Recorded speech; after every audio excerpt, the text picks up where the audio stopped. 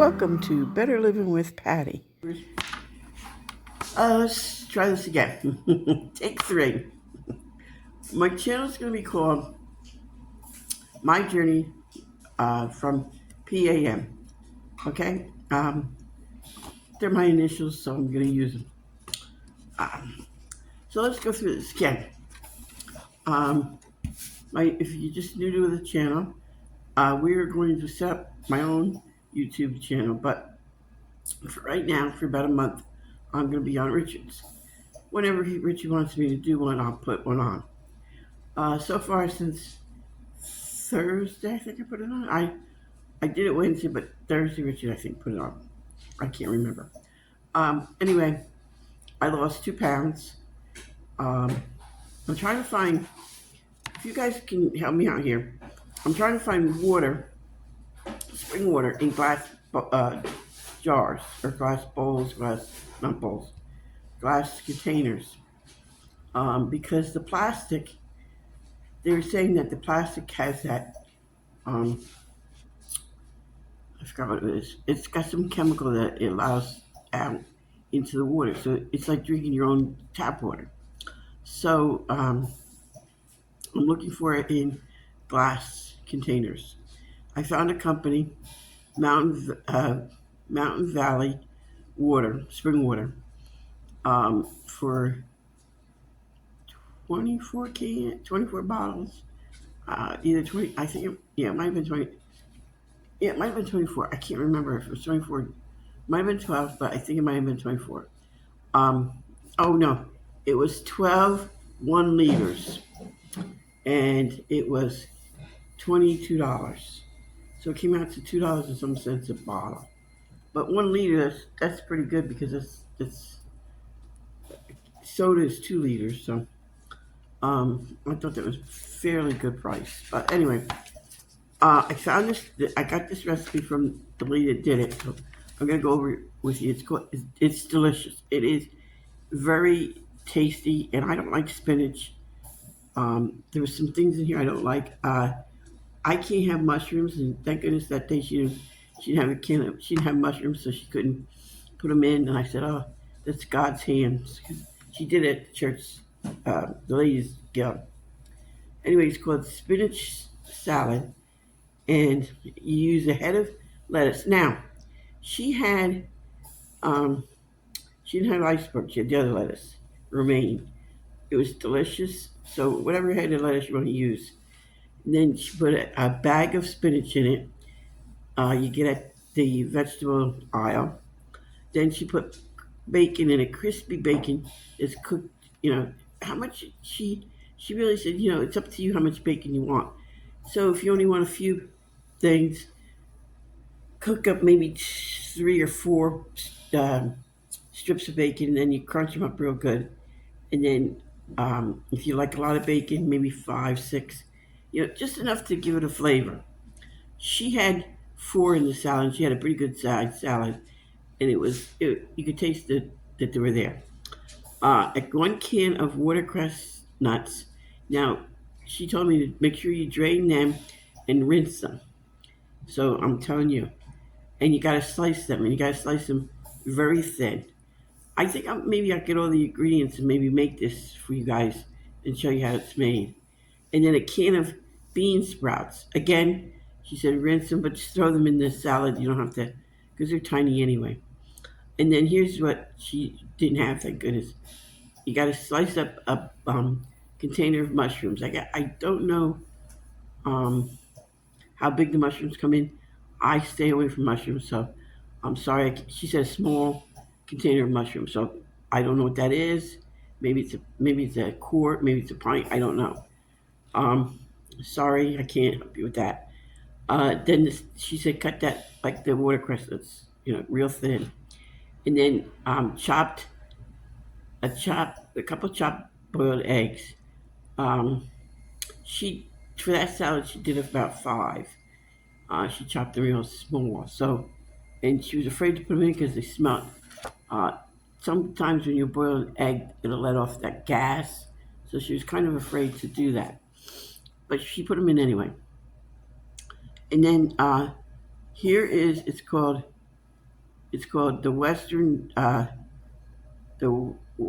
dressing.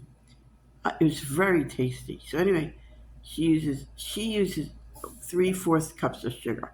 Now you can use, like she said, you can use a sugar substitute. You can whatever you want to do, or lower it to a half a cup. Okay, and then 1/3 cup of ketchup, then 2/3 cup of salad oil. Now she said salad oil, but sometimes she uses olive oil. Sometimes she uses um, avocado oil. So whatever oil you have on hand, I would prefer. I would say don't use any like peanut oil or vegetable oil or any kind of oil like that because it's not really good for you. Then chopped a chopped onion. She chops it real. First she cuts it into slices, then she chops it. If you have a chopper, that's even better. That's one onion. 1 tablespoon of Worcestershire sauce, and then salt and pepper as you wish. Then what she does is she blends all the above ingredients in a blender until it until all the mixture is smooth, and then the sugar will dissolve. Um, she can't read her writing. I have to take my glasses off. Um, she leaves it set for 10 to 15 minutes before she puts it in the salad. So you put it aside, let it sit for. Um, then you take it out of the blender. Oh no, you blend it again, let it dissolve a little bit more, and then you don't pour it over the salad right away until you're ready to eat the salad. So you can put it in a. She had it in a container, a little Tupperware container. So, and then when we were ready to eat the salad, she poured it on, and then she shook the salad bowl. She had a cover for the salad bowl. This is an excellent, excellent salad. Very tasty, low in carbs, delicious. And for me to say a salad is delicious, it had to be delicious.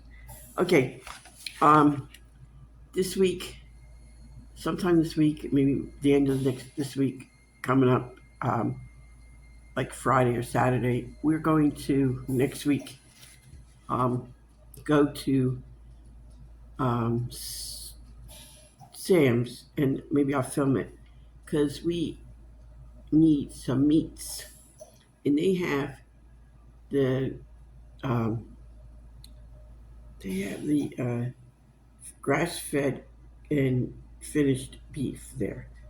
Yes, it's a little expensive, but like I said, we just had one of the tenderloins last, not last night, the night before, and it was delicious. And it was a pretty good sized tenderloin. It's like that big. So we cut it in half. We put it in the oven and we cut it in half. And we had a baked potato with it. I had a small baked potato. And Rich always makes an extra baked potato for the pot or for breakfast the next morning. So we had that and I forgot what, I think we had peas, I think, for the vegetables. So that was very tasty. Oh, there's a little Opie. Come on across. That's Opie. He always has to show his little body. He has to let everybody know he's here. So that was very tasty. Like I said, Rich and I are not big eaters, and maybe that, but you get two tenderloins for about $17, which yes, it's expensive. I agree 100% with you, but they're very tender and they're very whatever you do with them, they taste delicious. Um, One time I made a stew with one. I cut it up real thin. I might use two, but anyway, I cut them up real thin, put them in the crock pot, put some potatoes, um, oh, the cat, some potatoes and some, um, I know what I forgot to shut off. Some potatoes and some carrots and some onions. Uh, they made a nice gravy. I didn't have to put nothing in it. I put some almond flour in it, and it made nice gravy. And we had stew. It was delicious. So yes, it's a little expensive. Um, the cheapest chopped meat were grass finish is Aldi's. They have it, and it's very cheap there. It's five. It keeps going up. I think it was 5.92 or something for a pound. So they got the three packers for 17 something, maybe $18 when it's all said and done. So that's the cheapest.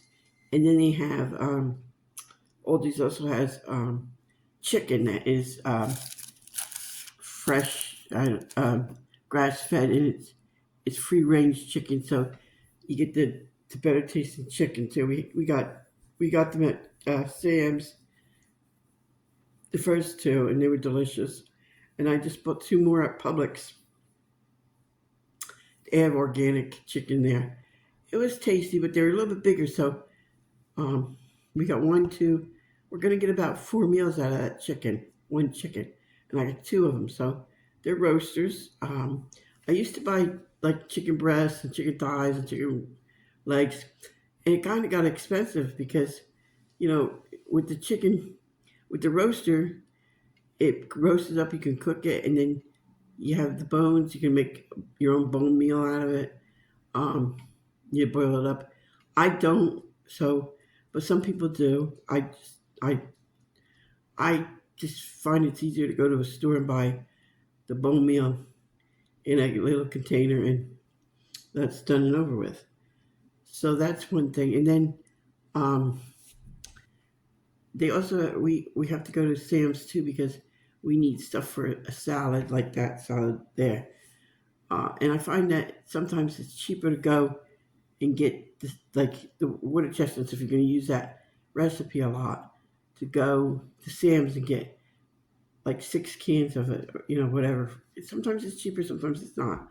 Um, I really like Winn-Dixie and Publix, so yeah, I'll probably go shopping there. But I'll take you guys along. So anyway, getting back to the book.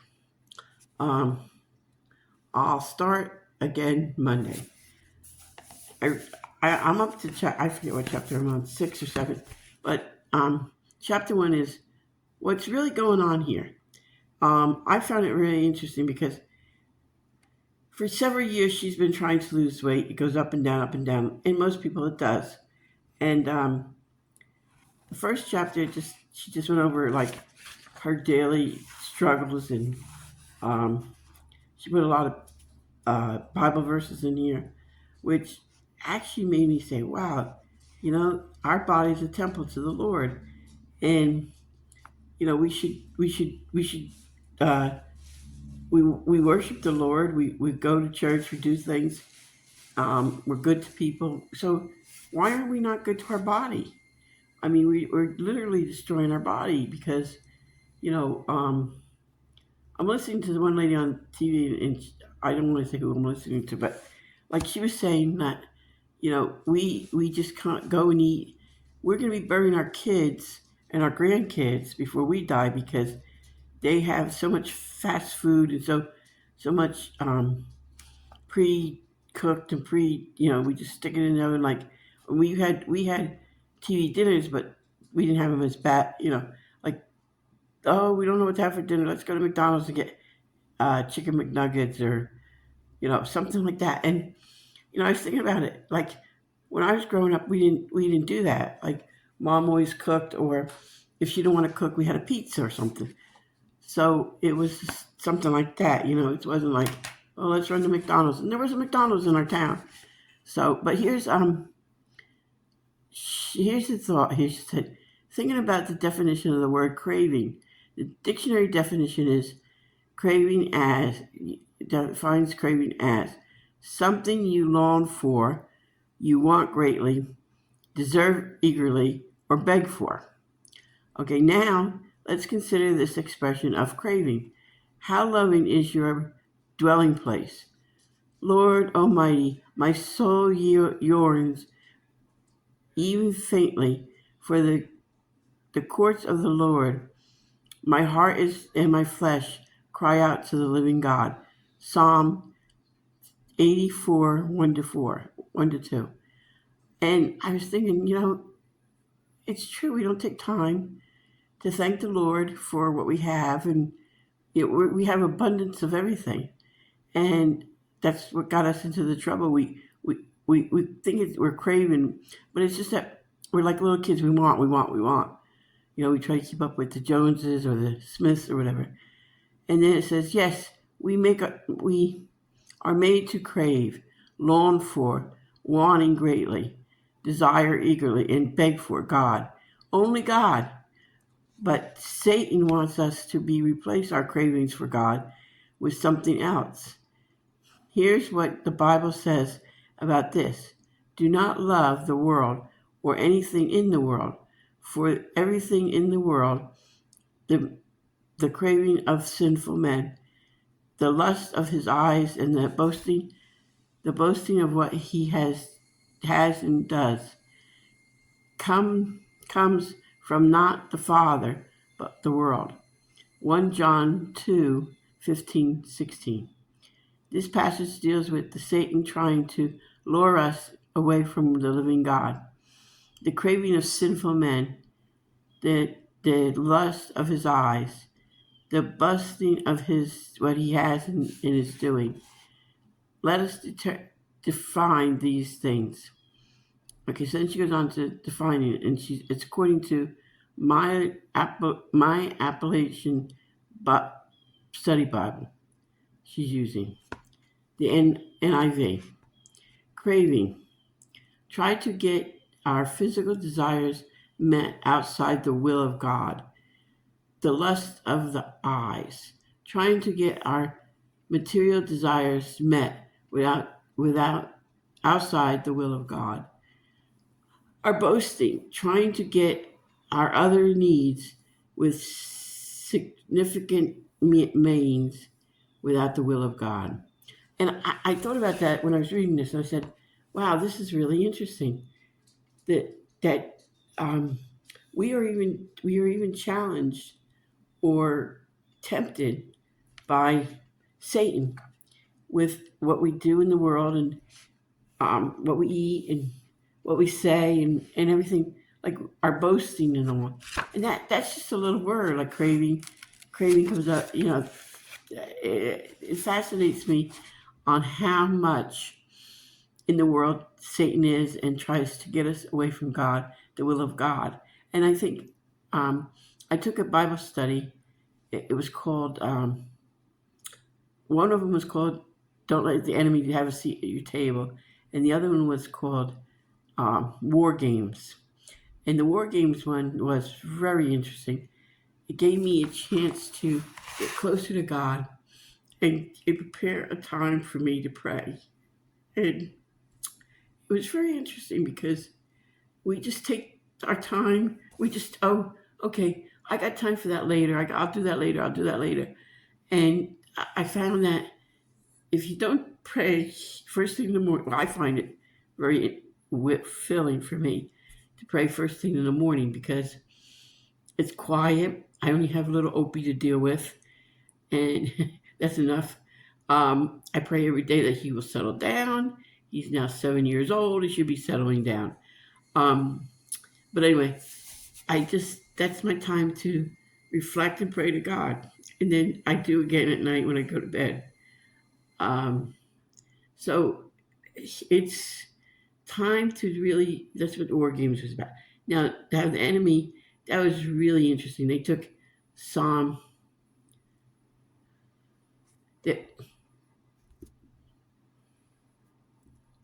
sorry about that. They took Psalm 20, the 23rd Psalm, and he took his time to go through it, and it was really interesting how we let the enemy, which is Satan, interrupt our face-to-face with other people, just to have time with other Christians or other people that, we're supposed to be carrying, we're supposed to be caring and loving, but yes, but there's also people that come to our table that we should allow at the table. And I find that really interesting. We'll get back to this book. So that's about cravings. And that was chapter 1. And it was really fascinating because I never, I never thought of um, my body as a temple to God. I don't know why, because in the beginning he made man and he made women out of his image. So we're walking around in God's image. Just you know, they only eat berries and stuff like that, and yeah, they eat fish and stuff. But I'm thinking we are so we have so much, and we still don't realize it that God is good, and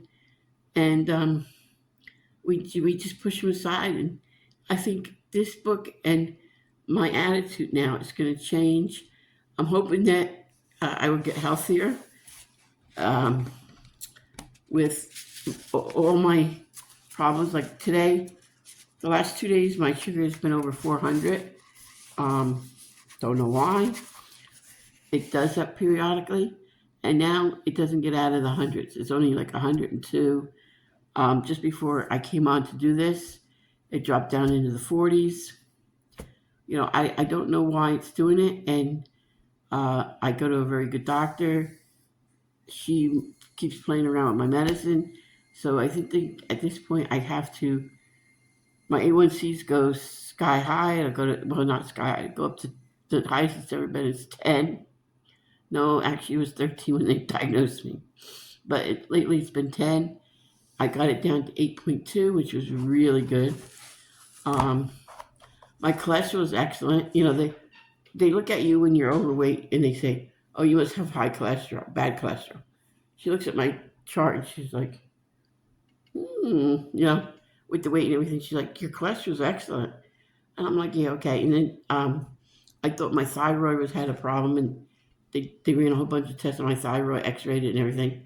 There's nothing wrong with that. Um, Excellent. The only thing I have, and it's really becoming a problem with me, is my arthritis of the spine. I did a lot yesterday, and today I'm feeling it. Today I'm really, really, really feeling it. The spine is really hurting. My legs are hurting. I have neuropathy in my feet and hands because of the diabetes being so out of whack. This is, to be honest with you, it's been a wake up call for me because I think God has done this, not done this to me, but has said, "Come on, wake up. You're gonna get sicker and sicker and sicker. You're older age now, and you have to get in shape." And that's what I'm gonna do because I got COPD, which is really, it really, I get coughing, and then, and you probably heard me, COPD, and then um, the spine. The spine is really, they call it dish, and you can look it up. What happens is the arthritis gets hooked onto the lumbar so bad that the arthritis actually turns the lumbars around in the back, the lower back. And the problem is I have no lower back. Um, I have no I forgot what they call it, but anyway, I have no lower back, the tailbone, tailbone. I just have a little piece of tail there, a little bit, not much. And so, in fact, the doctors told my mother and father that I probably wouldn't walk. I'd probably be in a wheelchair all my life because of that. But so I do walk. I praise God for that. But we're going to do a journey of, hopefully, it's going to be a hard struggle, but it's going to be well worth it. I'm hoping that by my birthday in January, I'm a couple pounds lighter. Um, but that's not going to be my goal. My goal is, if I'm supposed to be heavy, my goal is to eat better and feel better, be able to get out and walk and do things that now I could do and I can't do before. So I know I'm rattling, so I'm just going to say, with that, I got to check my sugar too. With that, God bless. I hope you enjoyed my journey. Give me some comments. We'll go to this. We'll go through this book together. It's a very good study book. I really do enjoy it. So I probably will highlight it and highlight it and highlight it. So with that, I'm going to say goodbye until either I get my own YouTube channel up or I will be on Richard's for a while. So it's going to be called Journey with Pam, and I'm going to do. I think I'm going to do. I'm not going to do anything fancy because I don't want to. I don't want to confuse people. So Journey with Pam. You know. Okay. So with that, have a good rest of the day, and I'll see you when Richard gives me his time on his YouTube. Bye for now.